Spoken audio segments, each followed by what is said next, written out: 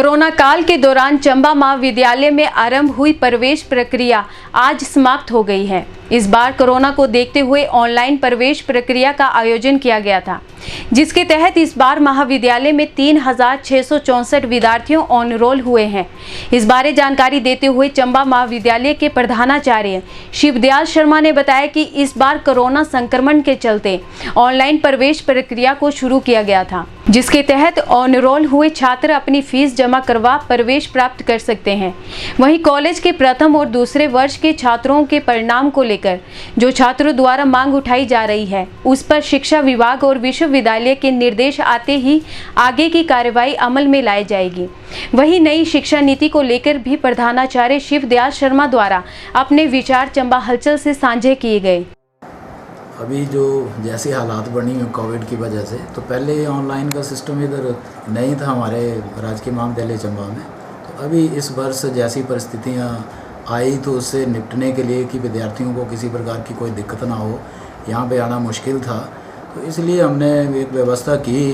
पहला प्रयास है हमारा भी। तो उसमें अभी आज तक अभी तक जो समय हुआ 1:30 बजे तक 31 अगस्त 2020 तक अभी 3664 बच्चे जो हैं वो इसमें प्रोस्पेक्टस फीस पे कर चुके हैं। मतलब वो ऑन रोल जो एडमिशन है उनकी वो कंफर्म हो चुकी है। तो अभी उनकी फ़ीस वगैरह आएगी।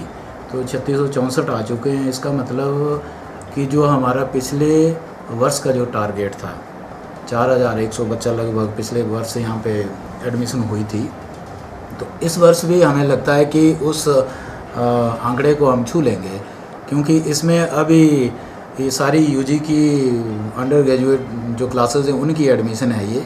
इसके बाद हमारे पास 5 पोस्ट ग्रेजुएशन वाली क्लासेस भी हैं, जिसमें MA Hindi, history, political science, English, economics और PGDC है।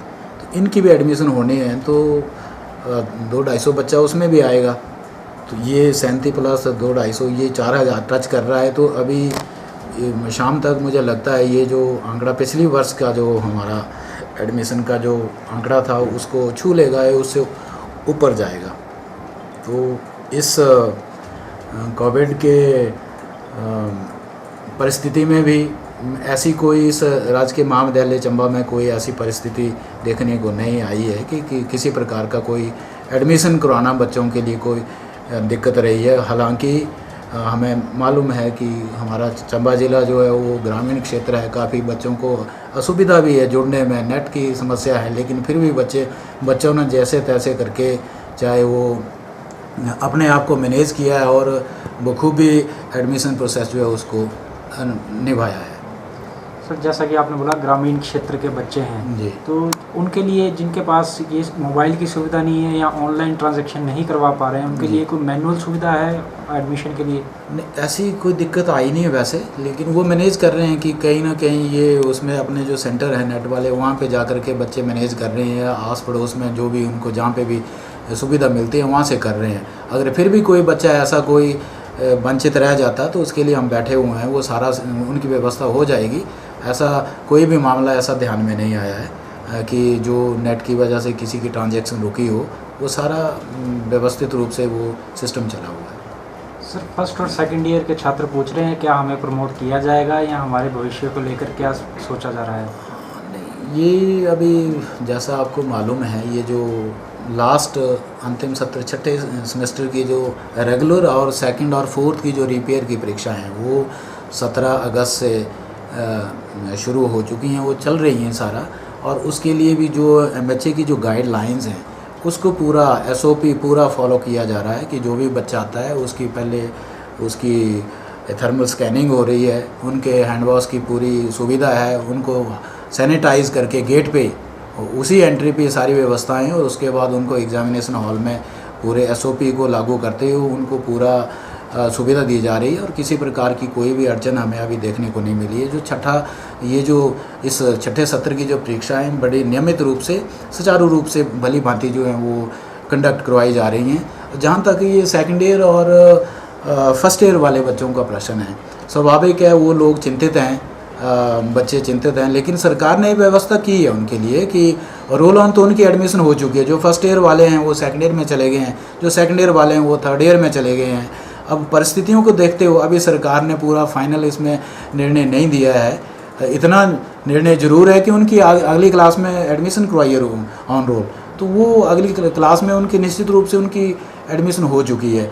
अब क्या निर्णय आता है कि उनकी परीक्षाएं होंगी या नहीं होंगी, तो उसके लिए जैसा ही सरकार की ओर से निर्णय आएगा तो तभी हम इसमें कुछ कदम उठा सकते हैं। वैसे जो यदि परीक्षा करवानी होगी तो भी उसके पूरे इंतजाम हैं, यदि सरकार सीधे प्रमोट कर देती है, लेकिन इसके लिए अभी निर्णय होना है।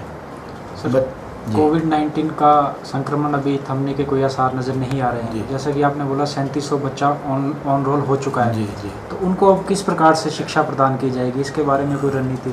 उनके लिए बिल्कुल, आपका बहुत अच्छा प्रश्न है।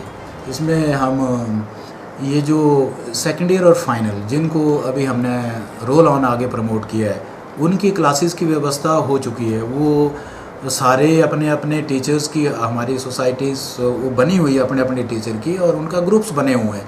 तो उनको उनकी हर टीचर अपने अपने सब्जेक्ट की, चाहे वो जियो मीट है, चाहे वो ये व्हाट्सएप है, किसी भी माध्यम से, नेट के माध्यम से उनकी डेली क्लासेज जो हैं वो हो रही हैं।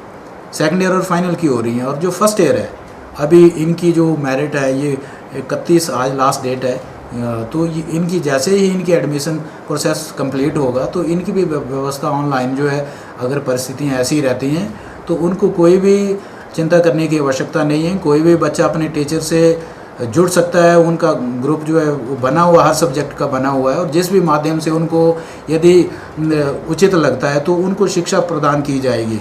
ऐसा भी केस आ सकता है कि जैसे बहुत सारे बच्चे हैं वो नेट से नहीं जुड़ सकते, ये भी आपका प्रश्न हो सकता है। तो उसके लिए उनके लिए भी व्यवस्था, उनको भी ऐसे वंचित नहीं रखेंगे, उनकी भी पढ़ाई की प्रॉपर व्यवस्था की जाएगी।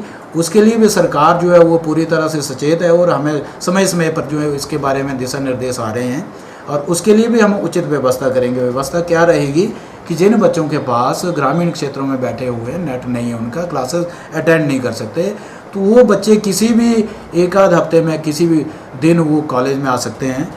टीचर उनको नोट्स जो वो देगा, उनकी जो क्वेरी है उसको सॉल्व करेगा।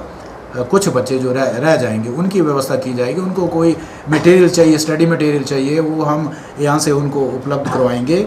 इसके अतिरिक्त अच्छे लेक्चर जो सरकार की ओर से ऐसी भी योजना की जा रही है कि वो दूरदर्शन तो सभी जगह चलता है, तो दूरदर्शन के माध्यम से भी उनको जो डेली लेक्चर की व्यवस्था वो भी होने वाली है। वो ऐसा भी निर्णय सरकार की ओर से किया गया है कि वो दूरदर्शन के माध्यम से भी घर में बैठे टीवी ऑन करके उस समय और उस लेक्चर को जो वो सुन सकते हैं।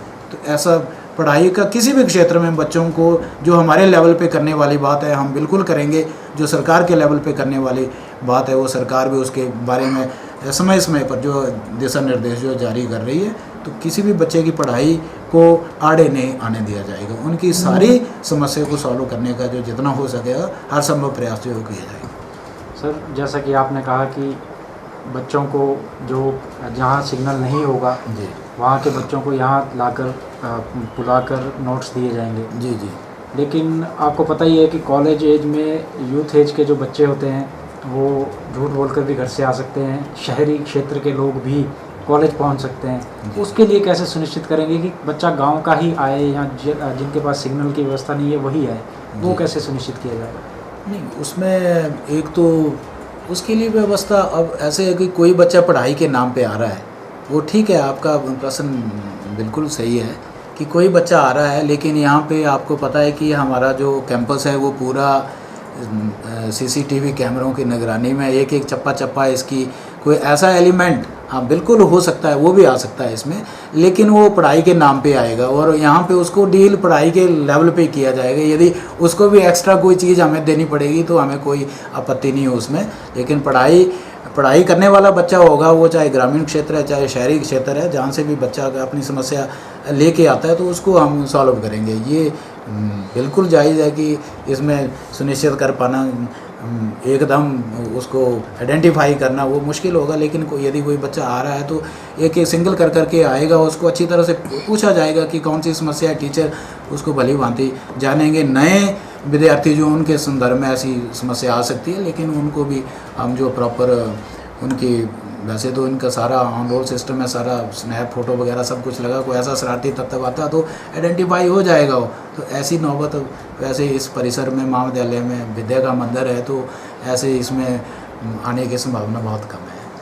सर, नई शिक्षा नीति को लेकर चर्चाओं का बाजार गर्म है, उसके बारे में कुछ जानकारी दें। जी, ये नई शिक्षा नीति सचमुच में मैं कहूँ तो जहाँ तक मेरा अनुभव है, हम भी शिक्षा क्षेत्र में जुड़े हुए लगभग 27 वर्ष से ज़्यादा समय हमें हो गया है। तो ये जो नई शिक्षा नीति आ रही है, जो भारत की जो एक ताकत है, वो असल में अब हमें दिखाई देगी कि जो युवा वर्ग है हमारा, वो भटका हुआ है। आज सभ्यता तो हमारी बहुत सारी परिवर्तन हो गया उसमें। सभ्यता पहले आप देखते हैं कि रहने की स्थिति क्या थी, हमारे घर कैसे थे, मिट्टी के थे या गुफाओं में हम रहे, फिर मिट्टी के घरों में आए, फिर पक्के मंजिल बने, अब बहुमंजिला इमारतें बन गई। पहनने के कपड़ों का स्टाइल देख लीजिए, खाने के स्टाइल देख लीजिए, जैसे जैसे सभ्यता का विकास हुआ वैसे वैसे सभ्यता जो वो बढ़ती गई। और हमारा जो युवा वो पाश्चात्यकरण में डूबा हुआ, वो आप देख रहे हैं उसके जो संस्कार, जो भारत की जो एक प्राण है, जो वो क्या है कि रोम मिट गए, मिस्र मिट गए, यूनान मिट गए, मिटती नहीं हस्ती हमारी, सदियों रहा दुश्मन दौरे जमा हमारा हिंदुस्तान हमारा। तो ये कुछ हस्ती है हमारी कि मिटती नहीं। बाकी देश मिटे हैं, वो क्यों मिटे? उन्होंने अपने मूल को, अपने जो मौलिक, उनकी जो एक मौलिक वैल्यू थी, जो मूल वैल्यूज़ थी, जो मूल्य थे अपने, उनको भूले वो लोग, और भूलने के कारण वो मिटे हैं लोग। लेकिन हमारे भारत का जो आपसी भाईचारा है, जो सौहार्द है, जो इसकी संस्कृति है, ये भारत का प्राण है। और जब तक हम अपनी संस्कृति से जुड़े रहेंगे, भारत सदियों से, कई हज़ार वर्षों पुराना है और आज भी है, और विश्व में अपना स्थान जो है वो इसने अपना और सुदृढ़ किया है। तो ये जो नई शिक्षा नीति है, जो वैल्यू आधारित है, जो युवा भटका हुआ है, जो गलत रास्तों पे चल रहा है, तो उसको शुरू से ही, जब वो बचपन में जब आएगा, ये जो 5 + 3 + 3 + 4 ये जो व्यवस्था आने वाली है इस नई शिक्षा नीति में, 5 क्या है कि जब बच्चा 3 साल का होगा और 8 साल तक इसको 5 वाले उसमें रहना पड़ेगा। इसका मतलब क्या है कि जो हमारी ये सारी व्यवस्थाएं हैं, जो आंगनवाड़ी व्यवस्था, ये सारा कुछ उसमें मिल जाएगा। एक तरह से बच्चों को ये जो शुरू में ही लाद दिया जाता है, एक पात्र होता है, उसमें यदि उसमें जितनी कैपेसिटी नहीं है उससे ज़्यादा हम उसमें भर देंगे तो वो क्या बाहर उछाला मारेगा या फिर वो फटेगा, यही कारण होता है। तो यही शिक्षा नीति का, छोटे छोटे बच्चे हैं वो अपना बोझ उठा नहीं सकते, लेकिन थैले उनके बहुत ज़्यादा भारी हैं। तो ये 5 पहले जो 5 साल रहने वाले हैं बच्चे, बिल्कुल इन चीज़ों से फ्री होंगे, और उनकी जो ज्ञानेंद्रिय हैं उनको ऐसे विकसित करना है, जो ये अपना आंगनबाड़ी का जो सिस्टम है, यहाँ से लेकर के नर्सरी केजी का जो सिस्टम है, 5 साल, पहले 3 साल तो वही हो गए और पहली दूसरी उसमें जुड़ गई है। तो ज़्यादा उसमें कोई कॉपी वर्क, कोई पेंसिल वर्क ऐसा रहने वाला नहीं है। उनकी ज्ञानेंद्रियों को विकसित करना है, क्योंकि जितनी छोटी आयु होती है उतनी ग्राफ्स करने की भी शक्ति जो ज़्यादा होती है, वो ज़्यादा से ज़्यादा लेना चाहता है। तो उसको, बच्चों की जो इंद्रियाँ हैं उसको स्ट्रॉन्ग करने का ये जो पहले 5 वर्ष हैं, और ये जो प्राइवेट स्कूलों की होड़ लगी, हर पेरेंट्स चाहता है कि वहाँ पे अपने बच्चों को पढ़ाया जाए, ज़्यादा से ज़्यादा पैसा खर्च कर दिया जाए। तो ये सरकार का प्रयास है कि उसी पैरेलल सभी जगह एक जैसी शिक्षा देते हुए जो 5 साल है वो विद्यार्थी को ऐसे तैयार करना है कि वो ग्रहण करने की क्षमता में आ जाए, और अननेसेसरी जो उसका जो विकास रुक गया हुआ है वो बढ़ नहीं पा रहा। आज फास्ट फूड और ये कुरकुरे और ये बच्चे खा करके, और देखते हैं कि वो सारा उनका ना शारीरिक विकास हो रहा है, ना मानसिक विकास हो रहा है, ना बौद्धिक विकास हो रहा है। तो ये सारी चीज़ें रुकी हुई हैं। तो इस नई शिक्षा नीति में ये सारी चीज़ें, उन सभी चीज़ों का अध्ययन किया गया है, और जो भारत का जो प्राण, जो भारत विश्व गुरु है, अभी इसकी और अग्रसर हो रहा है। बड़े बड़े देशों ने यहाँ पे आकर के शिक्षा, वहाँ विदेशों से आकर के विद्यार्थियों ने यहाँ पे शिक्षा ग्रहण की है, बड़ी बड़ी नामी यहाँ पे विश्वविद्यालय रही हैं। तो वो जो चीज़ मिटी है हमारी, उसको रिवाइव करने के लिए ये सचमुच में केंद्रीय सरकार का बहुत अच्छा प्रयास है, और हिमाचल सरकार भी इसमें कोई पीछे रहने वाली नहीं है और जल्दी से जल्दी इस नीति को लागू करने के प्रयासरत है। तो ये पहले 5 साल तो बच्चे का है, उसके बाद 3 साल 5+3 का जो आएगा, तो इसमें तीसरी, चौथी, 5वीं जो कक्षा होगी वो फिर स्कूल में आएगी, और वहाँ पे भी इतना जो वर्कलोड है वो आने वाला नहीं।